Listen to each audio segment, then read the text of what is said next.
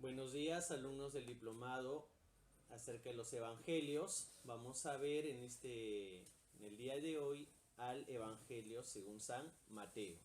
Como sabemos, Mateo es el evangelio que abre el Nuevo Testamento y es precisamente el que va a dar el hilo conductor a todo el Nuevo Testamento como tal. Para empezar tenemos que ver un poco sobre autor, fecha y lugar de composición. Vamos a empezar primero por la fecha. Los evangelios empiezan a escribirse en torno al año 70, es decir, después de la destrucción del templo de Jerusalén. Ese acontecimiento de la destrucción del templo va a marcar profundamente al cristianismo primitivo, que le va a llevar a reflexionar sobre sí mismo, preguntar cuál es la diferencia que tiene frente al judaísmo, su religión madre, cuál es su relación con el Imperio Romano y cuáles son los líderes que debe tener la iglesia primitiva. En ese sentido, el primer evangelio es el Evangelio de Marcos, escrito en el año 70, comúnmente se dice en Antioquía de Siria, aunque otros autores señalan que pudo haber sido escrito en la ciudad de Roma, la capital del imperio. Bien, considerando que Marcos se escribe hacia el año 70, 10 años después va a surgir la necesidad de adoptar este Evangelio de Marcos y también de adaptarlo al cambio de circunstancias. Vamos a ver las razones. Marcos es escrito en tiempos de guerra. Por eso es de que el evangelista pone en boca de Jesús las palabras o las frases, y esto ocurrió, o mejor dicho, cuando Jesús hace un milagro en el Evangelio de Marcos, siempre dice a los beneficiarios: no se lo cuentes a nadie. Con esto, Marcos quiere que los cristianos tengan su identidad en privado, la mantengan de forma oculta. Sin embargo, ese Jesús marcano, paulatina y repetidamente, que hace milagros, pide que no se lo cuenten a nadie. Finalmente, cuando es llevado ante Poncio Pilatos, declara abiertamente que es el Mesías. ¿Qué quiere decir esto? Marcos está diciendo a su comunidad: ustedes pueden mantener su identidad cristiana en secreto. Sin embargo, cuando sean llevados a los tribunales y les preguntan si ustedes dan culto al César o a Cristo, cuál de los dos es el Señor para ustedes, allí tendrán que reconocer, así como lo hizo Jesús: sí, soy cristiano. Y algunos historiadores romanos dicen que basta con la declaración soy cristiano para ser sentenciado a pena de muerte. Es porque, como estamos diciendo, Marcos se escribe en tiempo de guerra. Ya acabará la guerra judía en torno al año 70. Sin embargo, 10 años después, Mateo va a tener, por decirlo así, en su escritorio el Evangelio de Marcos. Va a considerar que es necesario adaptarlo a las nuevas circunstancias. Y en este caso, Mateo escribe ya en tiempos de paz. Tenemos la clásica cita de Mateo en el que dice: ustedes son la sal de la tierra y la luz del mundo. Acá más bien Mateo está pidiendo que nosotros demos fe pública, testimoniemos públicamente nuestra identidad cristiana, cosa distinta a la que había pedido Marcos 10 años antes. Como Marcos escribe en un contexto de guerra, cuando Jesús hace el milagro dice: no se lo cuentes a nadie. En cambio, como Mateo escribe en tiempo de paz, ya dice abiertamente: no se puede esconder la luz debajo de la mesa, sino para que brille en lo más alto. Esas son las circunstancias que debemos tener en cuenta cuando un evangelio se escribe en tiempos de guerra, en tiempo de paz, cuál es el contexto social, político, religioso de ese entonces. Entonces, el evangelista Mateo va a escribir 10 años después de la redacción del Evangelio de Mateo, el Evangelio de Marcos. Ese respecto a la fecha de composición. Entonces estamos hacia el año 80. El Evangelio de Marcos, año 70. Y el Evangelio de Mateo en el año 80. Ahora, respecto a el lugar de composición, también se suele decir que Mateo escribe ese evangelio en Antioquía de Siria. el mismo lugar donde fue escrito el Evangelio de Marcos. Ahora, ya habiendo visto el lugar y la fecha de composición, pasaríamos a ver al autor del Evangelio. Hay una tradición muy antigua de los padres de la iglesia que lo remonta al apóstol San Mateo, también llamado Leví, de oficio recaudador de impuestos, que habría sido testigo de las enseñanzas y los milagros de Jesús, y precisamente llega un momento en que él se une al movimiento de Jesús, acepta el llamado de Jesús. Pero acá hay un gran inconveniente, es que como se ha demostrado en los estudios críticos que Mateo usa como fuente al Evangelio de Marcos, no puede ser que un testigo ocular, es decir, un apóstol que ha vivido con Jesús, necesite de un documento previo, en este caso el Evangelio de Marcos, para redactar su Evangelio. Es por eso que muchos dicen que no fue escrito por el apóstol San Mateo, sino más bien por sus discípulos, por una escuela de pensamiento en torno a él posteriormente. Respecto a esa situación, tenemos el célebre testimonio de Papías de Hierápolis. Papías declara que el apóstol Mateo escribió en el estilo judío, en lengua semítica, para su comunidad. Eso llevó a desarrollar la idea ampliada por San Jerónimo de que Mateo habría escrito primero su evangelio en lengua hebrea, en hebreo o arameo, y que luego habría sido traducida al griego, que era el idioma internacional en aquel entonces. Pero se suele considerar de que la frase de Papías puede tener muchas interpretaciones. Es por ello que se puede considerar de que no necesariamente se refiere que Mateo escribió en hebreo, sino al estilo judío o al estilo hebreo. Ahora se considera pues de que no hay una versión previa de Mateo en arameo o en hebreo, sino que directamente todos los libros del Nuevo Testamento han sido escritos en lengua griega. Entonces ya tenemos tres aspectos. Cuando, año 80 después de Cristo, 10 años después del Evangelio de Marcos. ¿Dónde se escribió? En Antioquía de Siria, el mismo lugar donde escribió San Marcos.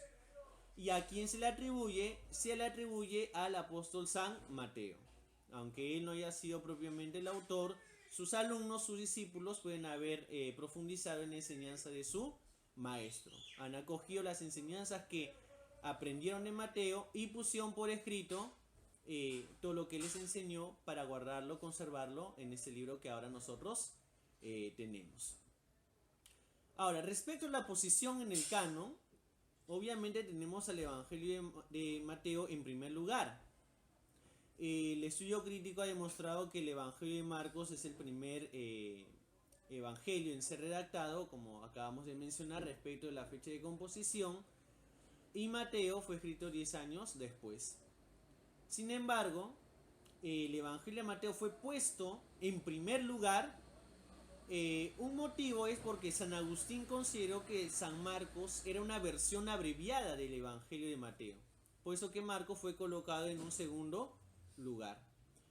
El Evangelio de Mateo tiene amplias citas respecto del apóstol San Pedro, referentes a Pedro, sobre la fundación de la iglesia, y mientras que el Evangelio de Marcos podemos decir que tiene una cristología desarrollada y una implícita eclesiología, lo contrario ocurre en Mateo. Mateo presenta, obviamente, tiene una cristología, pero también tiene una amplia eclesiología. Y esa eclesiología fue un motivo por el cual fue colocado en primer lugar. Ahora vamos a ver un aspecto sobre la relación entre el antes y el después, la ubicación que presenta el mismo evangelista. En su primer capítulo menciona libro de la genealogía de Jesucristo. Siempre hay que ver que el encabezado va a marcar los temas que va a desarrollar el evangelio.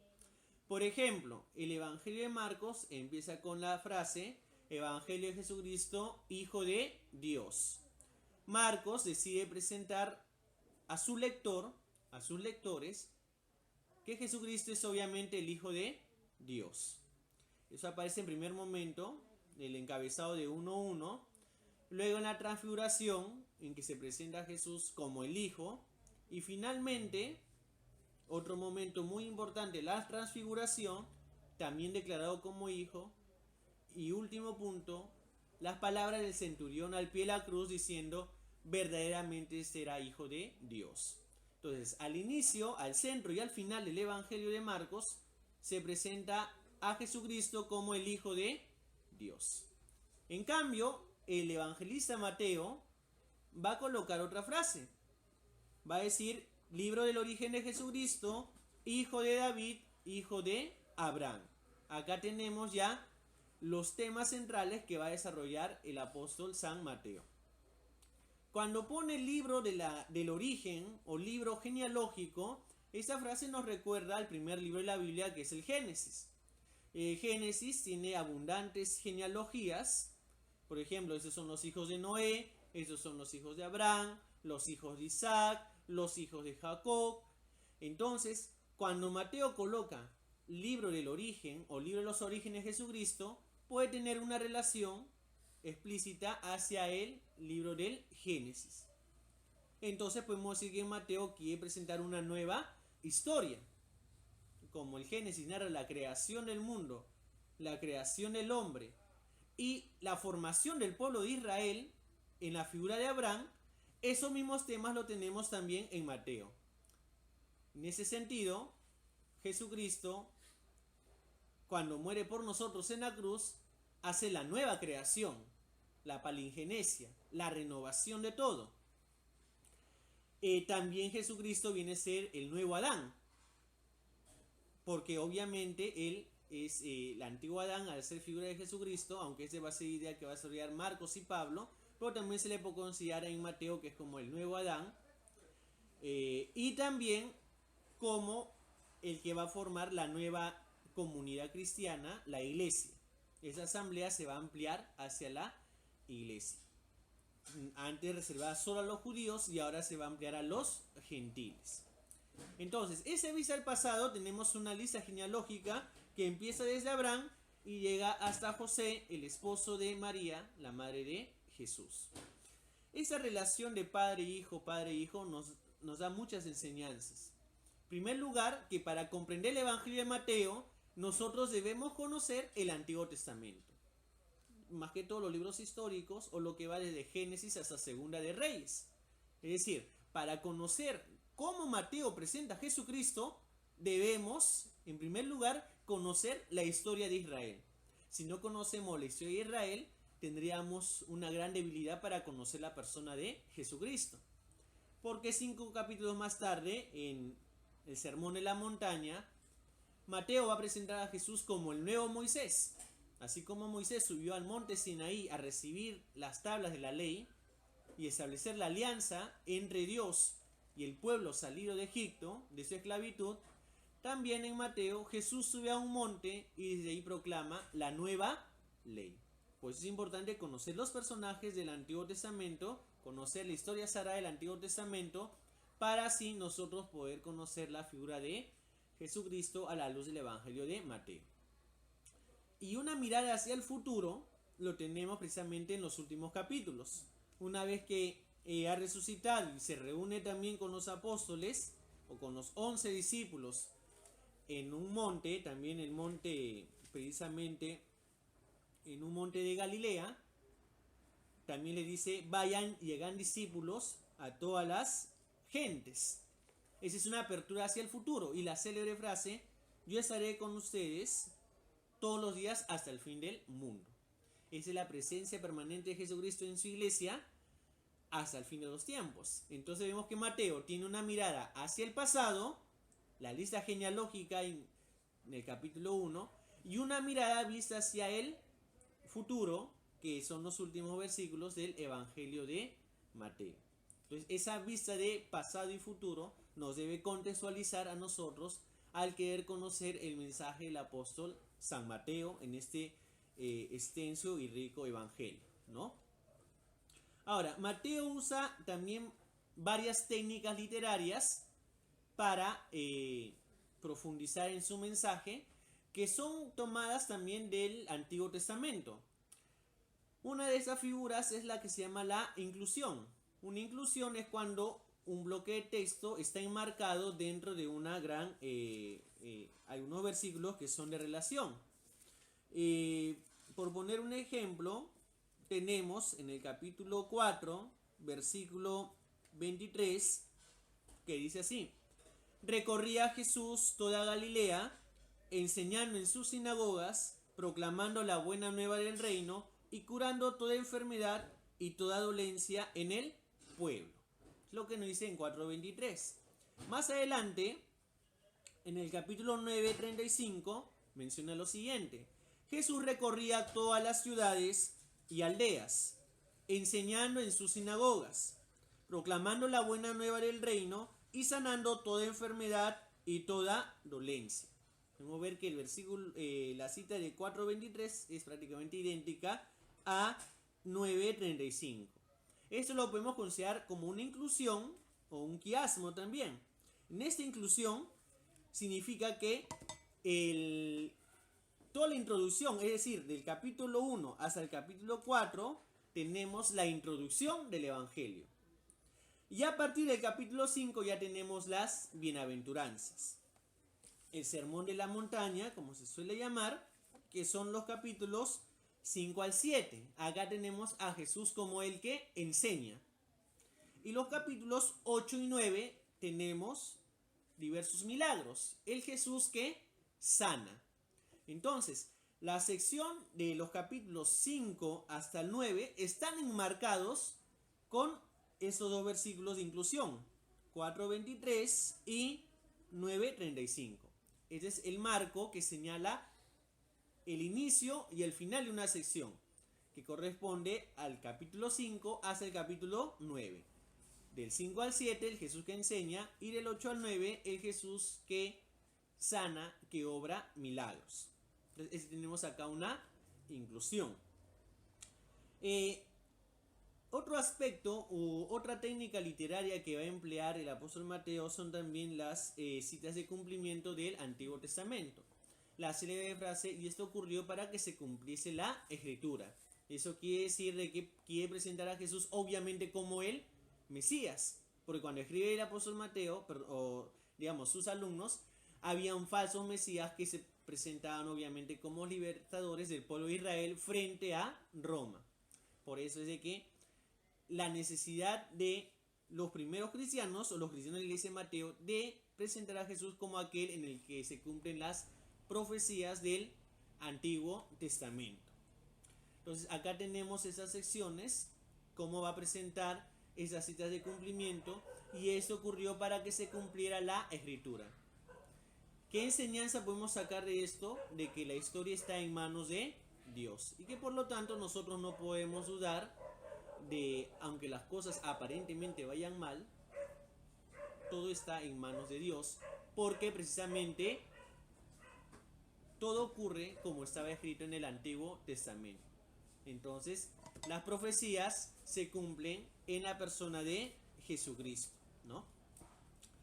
Luego de la genealogía, ya tenemos la escena de José, y luego tenemos que cuando nace el niño Jesús, tenemos tanto, digamos, los magos, que son los que visitan al niño Jesús. Los magos representan obviamente la esperanza de los gentiles, que también esperaban la llegada de un Salvador. Y estas enseñanzas nos quieren decir pues de que la iglesia debe estar abierta para todos, o que cuando llega Jesucristo la salvación estaba reservada solo al pueblo judío, pueblo elegido. En cambio, cuando llega Jesús, se hace esa apertura también hacia los paganos. Y precisamente es acá donde la señal de la estrella y los magos significa esta apertura hacia los gentiles o los paganos. Luego, la ida hacia Egipto y el regreso. Nuevamente, pero ya no a Belén, sino obviamente a Galilea, que a la zona de periferia o era la provincia, por decirlo de alguna forma, frente a Jerusalén, que era la capital. Por eso en el capítulo 2, versículo 3, dice que Herodes, al enterarse de la noticia que eran los magos, se conmociona, se sobresalta Herodes y toda Jerusalén. Jerusalén aparece como el símbolo de poder religioso y político, ¿no? Más adelante el nexo con, digamos, Juan Bautista, que va a bautizar a Juan, va a bautizar a Jesús, y la voz del cielo: este es mi hijo amado en quien me complazco. La voz del cielo, la presencia de Jesús bautizándose, y la paloma que representa al Espíritu Santo. Acá podemos ver como una señal o un vestigio de la Santísima Trinidad, ¿no? Luego es llevado al desierto. Acá sigue también el esquema de San Marcos. Y nuevamente, cuando regresa a Galilea, una cita de cumplimiento también del profeta Isaías, y el llamamiento a los apóstoles. Ese acá en el primer discurso que tenemos, que es en Mateo capítulo 5, que empiezan las bienaventuranzas, que obviamente tiene un sentido escatológico. Bienaventurados porque, y vienen verbos en futuro, poseerán la tierra, serán consolados, alcanzarán misericordia, verán a Dios, serán llamados hijos de Dios. Eso quiere decir de que las bienaventuranzas tienen un aspecto escatológico, presente ya en el ahora, pero con un anuncio hacia el futuro. La cita de 5.13, ustedes son la sal de la tierra y la luz del mundo, que como habíamos dicho al inicio, implicaba una referencia a el tiempo de paz en el que escribe Mateo. Una cita muy importante es 5:17, cuando dice: no piensen que he venido a abolir la ley y los profetas, sino a darles un cumplimiento. Y acá nos trae a colación un tema de ver los destinatarios del Evangelio de Mateo. El Evangelio de Mateo está compuesto para una comunidad que se compone por judeocristianos y pagano-cristianos, o heleno-cristianos o gentil-cristianos. Es el nombre que se da a todos aquellos que no son judíos. Los griegos y los romanos, a los que no eran griegos ni romanos, los llamaban bárbaros. Y los judíos, a los que no eran judíos, se los llamaban, pues, obviamente, los gentiles o paganos.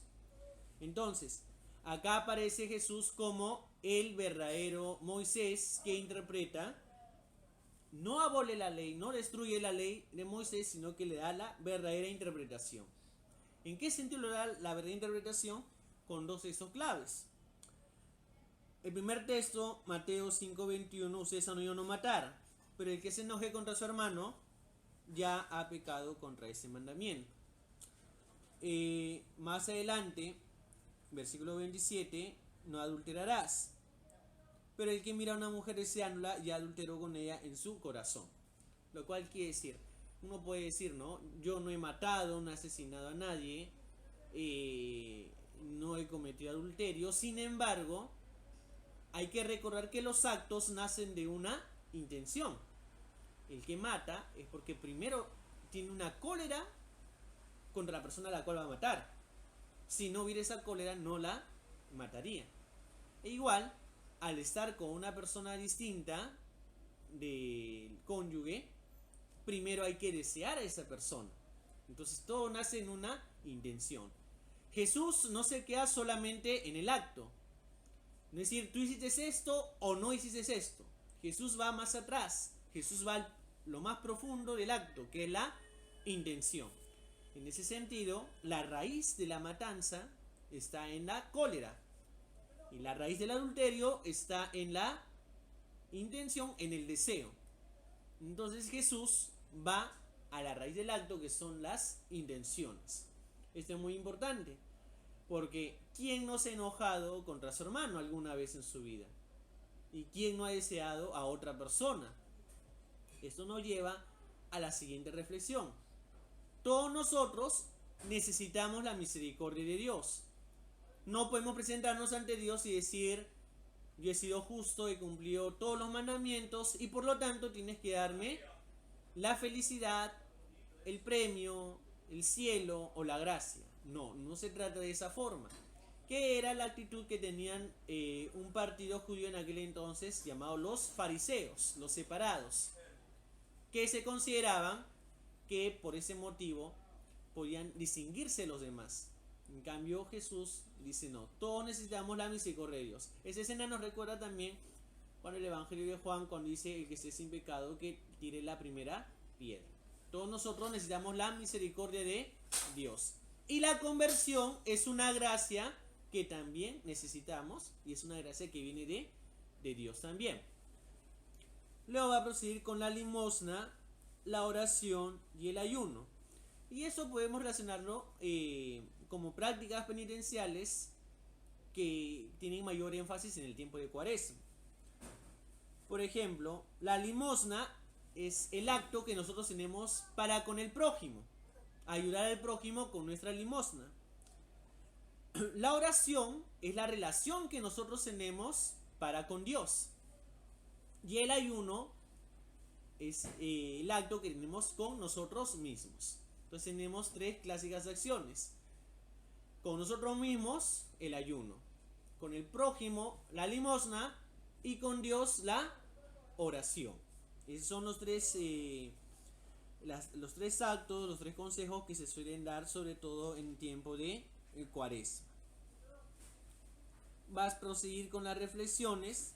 Y luego en el capítulo 7, no juzguen para que no sean juzgados, porque con el juicio con el que juzguen serán juzgados, y con la medida con que midan se les medirá. Eso del juicio nos recuerda también sobre esta composición entre judeocristianos y helenocristianos, que es referente. Los judeocristianos, como eran más estrictos, solían juzgar a los paganos cristianos porque recién empezaron en su fe y ellos obviamente no conocían la ley de Moisés. Esta orden, este pedido de nuestro Señor de no juzgar, es obviamente también palabras de Mateo para su iglesia, para su comunidad. Porque los judeocristianos, como solían ser muy estrictos, menospreciaban o se burlaban de los paganos cristianos porque no conocían la ley de Moisés y porque obviamente no seguían esas ordenanzas de la ley de Moisés. Por eso está pidiendo que nos pongamos siempre en el lugar de otros, ¿no? Si bien nosotros podemos considerar que hay una exigencia primero en Mateo 5, 19, cuando dice: el que traspase uno de estos mandamientos más pequeños será el más pequeño en el reino de los cielos. En cambio, el que los observe y los enseñe será grande en el reino de los cielos. Está acá pidiendo que la orden, que uno tenga una justicia mejor, una práctica más excelente. Más adelante, también capítulo 5, versículo 48. Sean perfectos como su Padre Celestial es perfecto. Entonces, acá está pidiendo una ética muy exigente, ser igual a nuestro Padre. Pero tiene que ir por un lado la exigencia con no juzgar, ponerse en el lugar del otro. Para evitar esta ética muy estricta, balancea esas exigencias éticas radicales con la obligación de no juzgar a los demás, colocarse siempre en el lugar del otro. Entonces, de esa forma nosotros podemos seguir esta enseñanza de Mateo. Hay que ser exigentes con los demás, pero al mismo tiempo también hay que colocarse en el lugar de ellos. Para terminar esa idea, podemos aprender mucho de los santos. Los santos han sido muy exigentes consigo mismos, pero también han sido comprensivos con la actitud de los demás. Y nosotros solemos hacer al revés. Más bien somos muy exigentes y duros con los demás, y con nosotros mismos somos muy complacientes, muy blandos. Entonces eso es algo que vamos a aprender para nuestra vida diaria. Hay que aprender como los santos, ser exigentes con nosotros mismos y comprender a los demás. Como se suele decir, no hay que exigir a los demás que cambien, el cambio tiene que empezar por uno mismo. Bien, acá terminamos con el capítulo 7, que es el Sermón en la Montaña. Espero que en esta ocasión hayamos aprendido nuevas cosas sobre el Evangelio según San Mateo. Muchas gracias.